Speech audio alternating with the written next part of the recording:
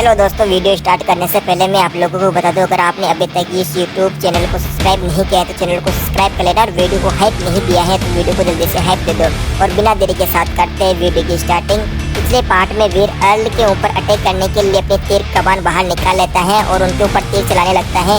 वहीं नीचे खड़ी हुई जो अर्ल थी वह अपने सबऑर्डिनेट से कहती है कि तुम सभी एक गोल सर्कल बना लो और अपना मुंह बाहर की तरफ करना, ताकि हमारे ऊपर अटैक होने वाला जो भी तीर होगा उसे हमें पहले ही पता चल जाएगा। अर्ल की इस टेक्निक को देखने के बाद में वीर अपने तीर कमान को नीचे कर लेता है और सामने की तरफ देखता हुआ कहता है, जहाँ तक मुझे पता है कि अब अर्ल के पास केवल 5 म्यूटेंट एलियन ही बचे हैं और अर्ल के साथ केवल 2 स्पिट ही हैं। तो मुझे ऐसा लगता है कि इनके साथ हम आसानी से मुकाबला कर सकते हैं और मेरी ताकत और अर्ल की ताकत लगभग बराबर होनी चाहिए। ऐसा सोचने के बाद में वीर बड़बड़ाते हुए अपने आप से कहता है, चलो ये बात है ना, तो मुझे ऐसा लगता है कि उनसे फाइट करने का दूसरा मौका भी मिलेगा। चलो मैं चलता हूँ और शेल्टर में पहुँचता हूँ जितना जल्दी हो सके उतना जल्दी। इसके बाद में सीन यहीं पर कट होता है। अब हम सीधे ही शेल्टर का सीन देखते हैं, जहाँ पर बहुत सारे लोग शेल्टर की रक्षा कर रहे थे। वहीं ऊपर की तरफ हम देखते हैं जो आसमान में बिजली कड़क रही है। वहीं इस शेल्टर के रूम के अंदर हम सभी को बैठे हुए देखते हैं और सभी आपस में मीटिंग करते हुए बातें कर रहे होते हैं। यहाँ पर सबसे पहले एल्डर हुआंग वीर से कहता है, वीर तुमने जो मुझे बात बताई उसके अनुसार अर्ल थोरन के पास में 5 म्यूटेंट एलियन और 2 रॉयल स्पिरिट हैं। इसके अलावा 100 या 200 प्राइमरी एलियन भी हैं, है ना। इस बात को सुनने के बाद में पास ही बैठा हुआ दूसरा व्यक्ति बोलता है, यह बड़े अफसोस की बात है कि हमारा शेल्टर काफ़ी छोटा है, लेकिन हमारे पास इतने व्यक्ति नहीं हैं कि इस छोटे से शेल्टर की चारों दीवारों की रक्षा कर पाएँ। इस बात को सुनकर एल्डर हुआंग सभी से कहता है, भले ही हम लोगों के पास में लोगों की कमी हो, लेकिन हमारे पास अभी भी जीतने का मौका है। बस हमें एक चीज़ का ध्यान रखना है कि जितने भी प्राइमरी एलियन हैं उन्हें हमारे इस शेल्टर के अंदर आने से रोकना है। भले ही कुछ भी हो जाए, अगर वो अंदर नहीं आते तो हम इस चीज़ को जीत लेंगे और अटैक को सरवाइव कर जाएंगे। इसी वक्त अचानक से ही इस रूम का दरवाज़ा ओपन होता है और इसके अंदर से एक बंदा चिल्लाते हुए कहता है, बहुत सारे एलियन हमारे ऊपर अटैक करने के लिए आ रहे हैं, शायद वो लोग आ गए हैं, जल्दी करो। इस बात को सुनने के बाद में एल्डर हुआंग वीर की तरफ देखता और वीर से कहता है, मिस्टर वीर आप बताइए कि हमें अब क्या करना चाहिए। इस बात को सुनने के बाद में वीर सभी से कहता है, अभी हमारे पास करो या मरो की सिचुएशन है, इसलिए मैं चाहता हूँ कि जो लोग पहले जिस जगह पर थे उस पोजीशन पर वापस भेज दिए जाएं और बाकी देखते हैं क्या होता है आगे।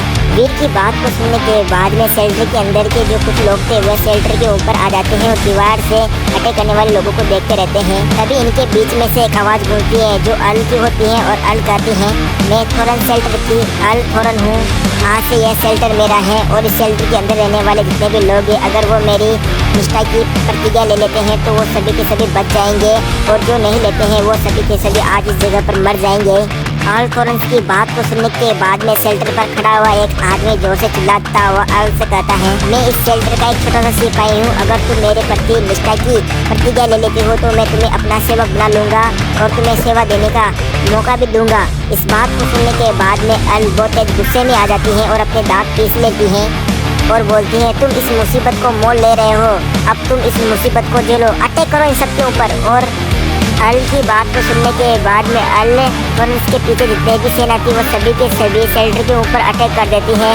वहीं वीर एक प्राचीर के ऊपर खड़ा होकर इस अटैक को होता हुआ देखता रहता है और फिर वीर अपने आप को थोड़ा सा शांत करता हुआ अपने मन में कहता है, मैंने अर्ल के बारे में कुछ ज़्यादा ही आँख लिया था, वह हमारे ऊपर सीधा अटैक कर रही है। अब मुझे ऐसा लगता है कि जो मैंने बैकअप प्लान बनाए थे वो किसी काम के नहीं रहे हैं। ऐसा सोचने के बाद वीर गोल्डन क्लॉक सोल की डेविल सोल को बुलाता है जो एक डेगर टाइप की थी और इस डेविल सोल को बुलाने के बाद में वीर ऑर्डर देता हुआ कहता है, उत्तरी द्वार की जो रक्षा कर रहे हैं वो अपनी पूरी ताकत लगा दें, उस दिशा से कोई भी न आ पाए। वीर के ऑर्डर को सुनने के बाद में उत्तरी गेट के पास के जितने भी सिपाही थे वो सभी के सभी अपनी पोजीशन ले लेते हैं और अपनी पूरी ताकत लगा देते हैं। वहीं जो वीर था वह ऑर्डर देने के बाद में छलांग मारता हुआ कूद जाता है और अटैकिंग पोज बना लेता है और पोज बनाते हुए वीर कहता है, जहाँ तक मुझे यकीन है उत्तरी दीवार की रक्षा करने के लिए मुझे यकीन है कि 20 लोगों से ज़्यादा नहीं लगेंगे, यहाँ तक कि इससे ज़्यादा तो अटैक होगा भी नहीं। वहीं हम दीवार के पास में देखते हैं जो उत्तरी दरवाज़ा था वहाँ पर बहुत सारे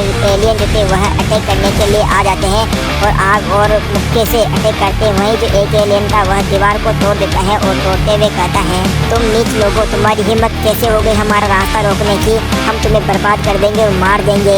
ऐसा बोलता हुआ यह एलियन एक मोटे से पत्थर को सीधे ही सामने वाले दीवार से टकरा देता है और गिरा देता है।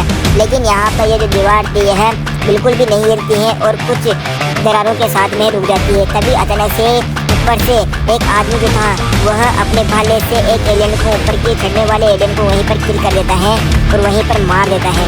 और यहाँ पर फिर से उत्तरी द्वार पर फिर से अटैक होता है और इसके बाद एक म्यूटेंट एलियन अटैक करता है और इस दरवाजे को तोड़ देता है और अंदर आ जाता है, जिस वजह से थोड़ी सी अफरा तफरी हो जाती है। लेकिन इसी वक्त अचानक से ही ड्रैगन ब्लड सरपेंटिंग आ जाता है और इस अटैक को यहीं पर रोक लेता है। और ड्रैगन ब्लड सरपेंटिंग सभी एलियनों को यहीं पर रोक लेता है और सभी से अकेला ही फाइट करता है। तो इसी वक्त अचानक से आसमान में एक म्यूटेंट एलियन जो फ्लाइंग टाइप एलियन था वह आ जाता है और आसमान से अटैक करने लगता है। और यह एलियन फ्लाइंग टाइप अटैक करने लगते हैं। इस अटैकों से बचने के लिए जितने भी नीचे इंसान खड़े हुए थे अपने ढालों को ऊपर कर लेते हैं। यह सब कुछ वीर देख लेता है और वीर अपने साथियों को ऑर्डर देता हुआ कहता है, जल्दी करो, पूर्वी गेट पर कुछ लोगों को भेजो, वह एक फ्लाइंग टाइप एलियन से फाइट करें और दूर से ही निशाना बांधकर उसे हरा दें और मार दें। इस ऑर्डर को देने के बाद में जो वीर था वह जल्दी से प्रोफेसर मंत्रा का यूज करता है और अपने दुश्मनों को स्कैन करने लगता है। वीर स्कैन करने के बाद में पता लगाता है कि अभी भी बहुत सारे दुश्मन बाकी हैं और इस स्पीड से अगर वह दुश्मन को हराते रहे तब भी वह नहीं जीत पाएंगे। और जैसे वीर को यह बात समझ में आती है तो वीर अच्छे से स्कैन करने के बाद में फैसला करता है कि अगर मैं उसके सामने से नहीं जीत सकता तो मुझे ऐसा लगता है कि मुझे इस अन्य से डायरेक्ट ही मुकाबला करना होगा, इसे हराना होगा, तब जाकर ये सैनिक यहाँ से भागेंगे।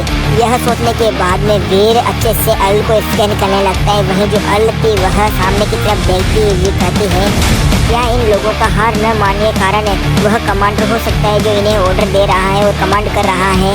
इस बात को पास से खड़ा हुआ अल का एक जो स्पिरिट वह सुन लेती है और यह जो स्पिरिट था यह बोलता है, मेरे स्वामी, क्या मुझे जाकर उस कमांडर को हरा देना चाहिए और उसका निपटारा कर देना चाहिए। इस बात को सुनने के बाद में अल अपनी गर्दन हाँ में हिलाती हुई कहती है, हाँ जल्दी करो और मुझे यह काम जल्दी से और साफ सुथरे तरीके से निपटाने के लिए जल्दी करना, ठीक है ना, मेरे पास समय बर्बाद करने के लिए भी समय नहीं है। अर्ल की हाँ सुनने के बाद में जो स्पीड था वह जल्दी से अपनी जगह से छलांग मारता हुआ सेंट्री की तरफ छलांग मार देता है और सेंट्री की तरफ अटैक करने के लिए चला जाता है। जो अर्ल थी वह अपने घोड़े पर बैठे हुए उसे जाते हुए देखती रहती है। और इसी के साथ में ये एपिसोड यहीं पर एंड होता है। अगर आपको एपिसोड पसंद आ रहे हैं तो चैनल को सब्सक्राइब कर लेना, बेल आइकन ऑन कर लेना ताकि आपको वीडियो का नोटिफिकेशन मिल सके। इसके अलावा अगर आपने अभी तक वीडियो को हाइप नहीं किया है तो वीडियो को हाइप कर दे, साथ ही कमेंट करके बताएं कि आपको एपिसोड कैसे लग रहे हैं। कमेंट करोगे तभी तो मुझे पता चलेगा, साथ ही वीडियो को हाइप करना ना भूलें।